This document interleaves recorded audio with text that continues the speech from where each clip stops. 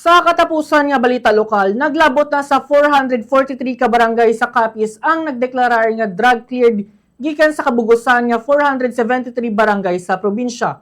Sa interview sang Bombo Radio kay Agent Jury Racamora, Provincial Officer sang Philippine Drug Enforcement Agency o PIDEA, Capiz, iyagin pahayag nga base sa interagency monitoring, 443 na kabarangay ang nakapasar kag nadeklarar nga drug cleared. Suno kay Racamora, 30 ka barangay ang wala pa madeklarar nga drug cleared diin sa 27 ang yara sa Rojas City kag duha naman sa Banwas ang Panitan. Apang ginpahanumdum niya nga bisan drug cleared na ang isa ka barangay padayon gihapon ang monitoring sang kapulisan kag PIDEA.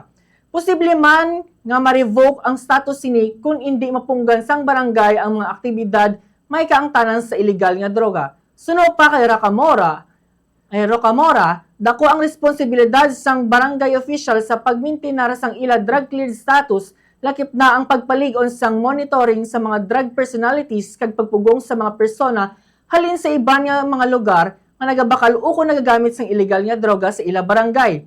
Ginpaanda man niya nga kung may nahibaloan nga nagagamit sang illegal nga droga nga wala nalakip sa BADAC list, posible nga mag-atubang sang administrative case ang concerned nga barangay official. Dugang pa sang natungdan, handa ang PIDEA nga magbulig sa mga barangay officials kung may ma-monitor sila nga drug surrenderer o kung drug personality nga nagbalik sa pag-engage sa illegal nga droga. Yari pamati ang taang nangin kabahin sang pahayag ni Agent Jury Racamora, Provincial Officer sang Philippine Drug Enforcement Agency.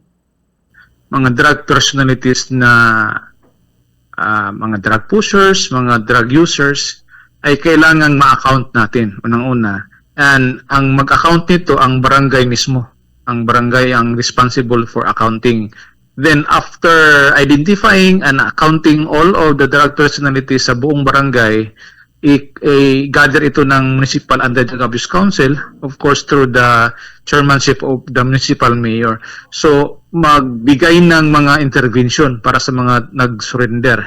Actually, ito mga nag-surrender natin, ito pa yung mga hindi pa natin natapos ng mga program yung sa last na administration, no? Tapos tinapos na natin ngayon, highlighting the rehabilitation intervention program sa ating mga drug pushers at drug users.